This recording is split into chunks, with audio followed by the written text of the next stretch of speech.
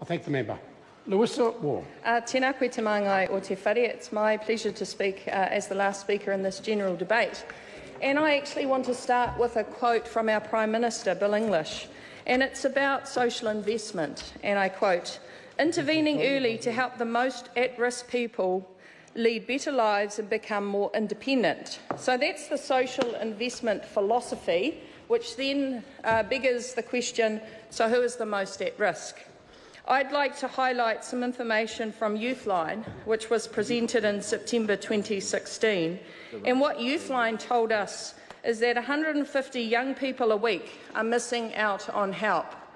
That's 7,800 children and young people who are calling Youthline every year who are missing out on help.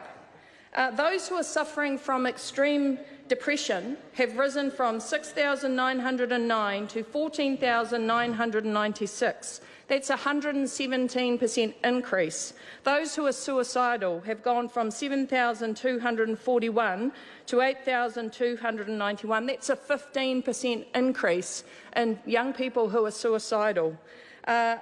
Youthline, interesting enough, if you look at who supports them, 60% of their funding comes from grants and philanthropic donors, 20% from partners and sponsors, 20% general fundraising.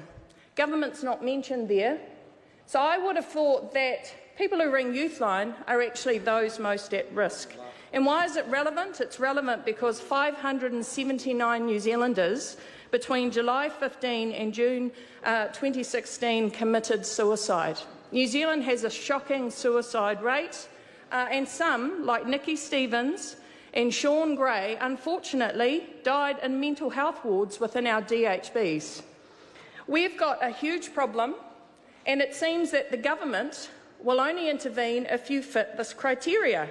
So markers for being at risk from their perspective and their social investment are that you have some sort of SIF involvement, that you are supported by a benefit from birth, that you have a parent in prison or community service, and that you have a mother who has no formal qualifications. Well, I wonder how many of those 7,800 children and young people who ring Youthline every year whose needs aren't meet that criteria. Because at the moment, the government doesn't care. They don't care about those 7,800 young people not receiving the support that they need. I want to highlight Action Station, and particularly Marianne Elliott, and their People's Review of the Public Mental Health System. They actually launched it on the 5th of September last year.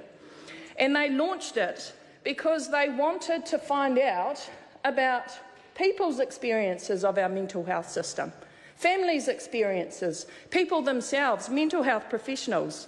And they had over 500 people take the time to make a submission to say how the mental health system treated them. And for 93% of those 500 people, it was a shocking experience. It was a terrible experience, and their needs were not met.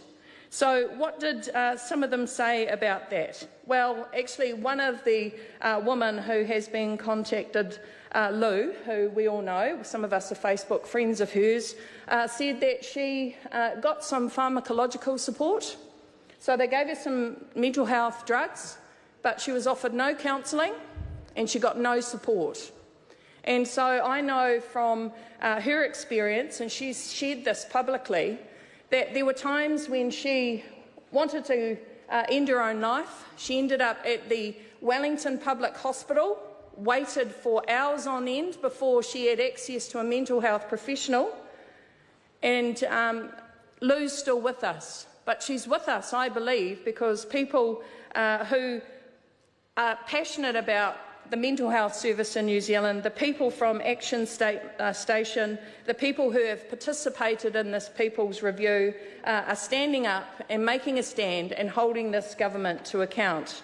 I think that our suicide statistics are something that is a national shame, and it's a shame that we continue to ignore. And I agree that we should have and we should reinstate, as the Mason report did in 1996, the Mental Health Commission. We disestablished that commission in 2012. We ended up with a mental health commissioner, which is attached to the disability commissioner, and to be fair to him, he is looking at individual cases, but that is not reforming the system. Thank you, Mr Chair. The time for this debate has expired.